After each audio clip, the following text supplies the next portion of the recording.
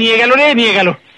কথা কলজেতে খুব চোট পাচ্ছেন? এই যে বিউটির চোট রে, ইউথফুলনেস। কত চেষ্টা করলাম, ধরাই দিচ্ছে না। ধরিয়ে দেবো? তুই পারবি? চেষ্টা করতে পারি। ওর বাপ বসন্ত, ওটা দেখা পাড় মাতাল, হুম, ঘরে দানা পানি নেই, কিন্তু ওটার মাল চাই 24 ঘন্টা। আন্ডারস্ট্যান্ড করছি। আরে তুই তো দেখছি স্টুপিড থেকে বিদ্যাপীঠ হয়ে গেলি। তা বসন্তকে এখন পাবি কোথায়?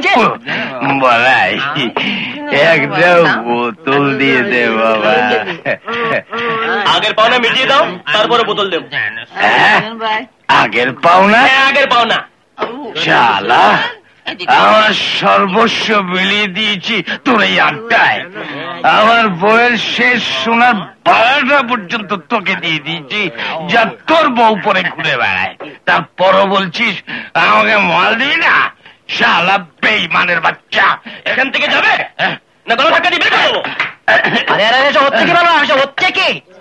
আমি থাকতে বসন্ত তার বেজ্জতি বলে ভেবেছিস? কত টাকা পাস? হ্যাঁ, কত টাকা পাস? 40 টাকা। 40? হ্যাঁ 40। কথা কইবি না একদম। এই নে 50। আর বসন্ত দাদাকে আরেকটা বোতল দে, বুঝছিস? আবে লালু, একটা বোতল দিয়ে দে। নিয়ে না তাড়াতাড়ি নিয়ে।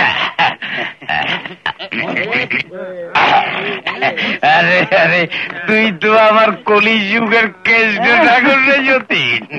আজ আমার মান ইজ্জতের বস্ত্র হরণ করছিল ওই শালা বলা। তুই এসে আমার মান রেখেছিস বাবা। না না দাদা, কথাটা তা নয়। ঘটনাটা হচ্ছে বলরামের ব্যাপারটা থেকে এগিয়েছিল আর কি। তা বসন্ত দাদা, তোমাকে যে একবার মহেশ বাবু ডেকে পাঠিয়েছেন। মহেশ বাবু? হ্যাঁ। আমাকে? হ্যাঁ। কেন?